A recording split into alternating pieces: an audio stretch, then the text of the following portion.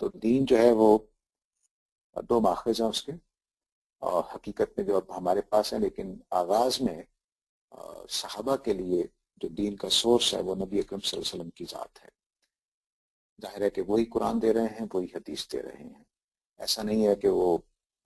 حدیث کہیں اور سے آ رہی ہے، قرآن کہیں اور سے آ رہا ہے۔ تو جو کچھ بھی صحابہ کے لیے دین تھا وہ پیغمبر علیہ السلام کی زبان مبارک سے صادر ہونے والی باتیں تھیں۔ لیکن صحابہ کے لیے تو یہ آسانی تھا، ہر چیز کے جا کر پوچھ لیتے تھے یہ قرآن ہے، یہ آپ کا اپنا فرمان ہے، کیا صورتحال ہے، کس کو مانے کس کو نہیں مانے۔ لیکن ہمارے لیے مسئلہ یہ ہے کہ ہمارے لیے اب پیغمبر کی ذات موجود نہیں ہے ہمارے درمیان، تو ہمارے لیے اب ماخذ دین یا سورس آف ریلیجن جو ہے وہ قرآن اور سنت بن جاتے ہیں۔ اور قرآن و سنت اس لیے بنتے ہیں کہ یہ دونوں چیزیں آپ نے دی اور آپ ہی کی ذات سے نکلی ہیں۔ اگر وہ کسی اور جگہ سے آئیں تو وہ دین کا سورس نہیں بنے گی، وہ کسی اور چیز کا سورس بن جائیں گی۔ جیسے اب نبی صلی اللہ علیہ وسلم دنیا سے رخصت ہو گئے تو ہمارے لیے پوچھنے کی جگہ نہیں رہی، اب کنفرمیشن کی جگہ نہیں رہی۔ مثلا اگر نبی صلی اللہ علیہ وسلم ہمارے پاس ہوتے تو ہم ان سے پوچھ لیتے جناب رفع دین آپ کے حکم کے مطابق کیا ہے، کرنا چاہیے کہ نہیں کرنا چاہیے۔ لیکن اب پیغمبر اسلام ہمارے درمیان موجود نہیں ہے تو کنفرمیشن کے لیے ہمارے پاس کوئی ذات موجود نہیں ہے۔ تو اس وجہ سے پھر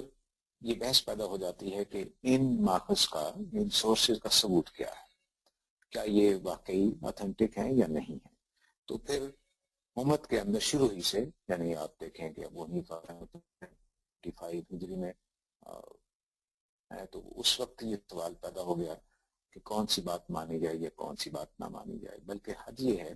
کہ خود صحابہ کے بیچ میں یہ سوال پیدا ہو گیا کہ جب ایک صحابی کہتے کہ میں نے نبی اکرم صلی اللہ علیہ وسلم کو یوں کہتے سنا ہے تو کیا اس کو مانے یا نہ مانے۔ تو اس میں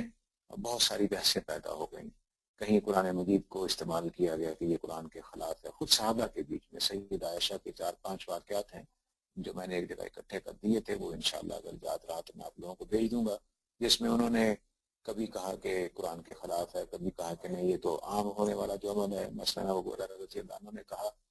کہ گرم پانی چولہے پر پکی ہوئی چیز کے کھانے سے وضو ٹوٹ جاتا ہے، تو سیدہ عائشہ نے کہا کہ یہ کیسے ہو سکتا ہے، نبی اکرم صلی اللہ علیہ وسلم پانی چولہے پر گرم کر کے وضو کرتے تھے، تو اگر وضو ہو جاتا ہے چولہے پر پکنے سے تو ٹوٹ کیسے سکتا ہے۔ اسی طرح انہوں نے کہا کہ گدھے اور عورت کے سامنے سے گزرنے سے نماز ٹوٹ جاتی ہے، تو سیدہ عائشہ نے کہا کہ تم نے جانوروں کو عورتوں کو ایک جیسا بنا دیا ہے۔ یہ عقلی استدلال سے انہوں نے بات کو نہیں مانا ابو ہریرہ کی۔ تو اس طرح کی بہت ساری چیزیں جو ہیں وہ ہمیں صحابہ ہی کے بیچ میں مل جاتی ہیں کہ وہ اختلاف کر رہے ہیں کہ کون سی بات لیں یا نہ لیں۔ تو وجہ کیا ہوئی کہ اب نبی کا سلسلہ موجود نہیں ہے جن سے وہ پوچھ کر جا کر مل کر پوچھ لیں گے کہ یہ بات کیا ہوئی تھی، آپ نے کیا فرمایا تھا۔ تو اس لیے اب ثبوت پر بات آ گئی۔ ثبوت کے لیے ہمیں جو چیزیں دیکھنی ہیں وہ تواتر ہے اور خبر واحد ہے۔ یہ دونوں چیزیں جو ہیں یہ وہ موڈز ہیں یا وہ ذریعے ہیں جن کے ذریعے سے کوئی بات منتقل ہو کر ہم تک آتی ہے۔ تو مثلا تواتر کا مطلب یہ ہے کہ ایک بات پوری کی پوری قوم اگلی جنریشن کو بتا رہی ہے اور وہ جنریشن اگلی جنریشن کو بتا رہی ہے۔ تو اس کی سادہ مثال نماز ہے۔ نماز پوری کی پوری امت جس طرح پڑھ رہی ہے یہ صدیوں سے اسی طرح سے منتقل ہوتی چلی آ رہی ہے۔ تواتر میں اتنی تعداد ہوتی ہے کہ ان کے پلاننگ کر کے سازش کے لیے جھوٹ بولنے کی پاسبلٹی نہیں رہتی۔ مثلا پورا پاکستان، کیا عمران ایک بات کہے عمران خان تو کیا پورا پاکستان اس کو کہنا شروع کر دے کہ نہیں عمران نے نہیں کہی؟ ایسا نہیں ہوگا۔ اگر عمران نے کہی ہے تو ایک بڑی تعداد کہنے والی ہوگی، اور جن لوگوں نے نہیں سنا بس وہی کہیں گے کہ ہم نے نہیں سنا۔ لیکن جنہوں نے سنا ہے، ہاں کچھ لوگ بیچ میں سے جھوٹ بول کر پلاننگ کر کے کہہ سکتے ہیں کہ عمران خان نے ایسی بات نہیں کہی، لیکن سارے لوگ کہنا شروع کر دیں کہ عمران خان نے ایسی بات نہیں کہی، یہ ممکن نہیں۔ تو ایسی تعداد کے جو مل کر جھوٹ نہ بول سکے وہ اگر کسی بات کو رپورٹ کر رہی ہو تو اس کو تواتر کہتے ہیں۔ لیکن اس میں ہم جو جس تواتر کی بات کرتے ہیں اس میں پوری امت کا اتفاق شامل ہوتا ہے، پوری کی پوری امت اس بات سے اتفاق کر رہی ہوتی ہے، جنریشن آفٹر جنریشن، اور یہ ہم تک 14 صدیوں سے چلتا چلا آ رہا ہے۔ اس میں تبدیلی ممکن نہیں ہوتی تواتر میں۔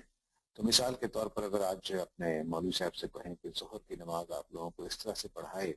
کہ وہ سمع اللہ لمن حمدہ کی جگہ اللہ اکبر کہے تو ایک عام آدمی بھی مولوی صاحب کو روک دے گا کہ جناب آپ یہ کیا کر رہے ہیں، آپ نے نماز غلط پڑھائی ہے، یہاں سمع اللہ لمن حمدہ کہتے ہیں۔ تو تواتر اس طرح سے مضبوط ہوتا ہے امت کے اندر کہ اس میں تبدیلی ممکن نہیں ہوتی۔ تو ایک طریقہ یہ ہے دین کی ٹرانسمیشن کا حضرت پیغمبر اسلام صلی اللہ علیہ وسلم سے لے کر ہم تک آنے میں۔ دوسرا طریقہ یہ ہے کہ 4-5 لوگ، 10 لوگ، 20 لوگ اس بات کو بیان کر رہے ہوں، 100-200 کر رہے ہوں، یہ لوگ اتنی تعداد ہے کہ مل کر پلاننگ کر سکتے ہیں۔ ظاہر تحریکیں اسی طرح سے بنتی ہیں، تحریکوں میں بعض اوقات 500-600 لوگ ہو جاتے ہیں، تو اتنی تعداد بھی بعض اوقات پلاننگ کر کے ایک کام کر سکتی ہے۔ تو جب اتنی تعداد لے کر بات کو چل رہی ہو تو اس کو ہم خبر واحد کہتے ہیں۔ خبر واحد میں چونکہ غلطی کا امکان ہوتا ہے، بات سمجھنے میں، بات پہنچانے میں،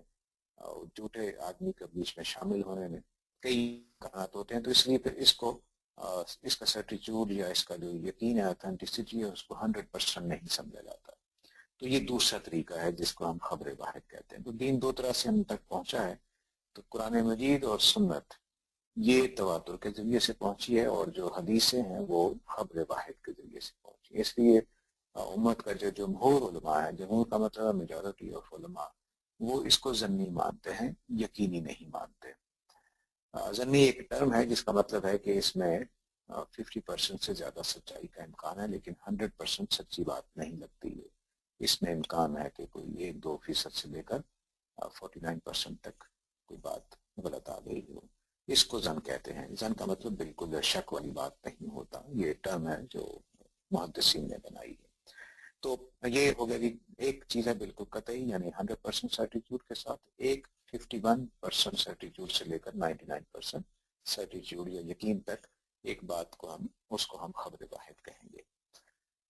تو قرآن مجید اور سنت متواترہ یہ تواتر سے آئی ہیں، اور خبر واحد یعنی احادیث یہ خبر واحد کے ذریعے سے آئی ہیں، اور اس میں ہم مجبور ہیں کہ یقینی بات پر اپنی بات کا مدار رکھیں،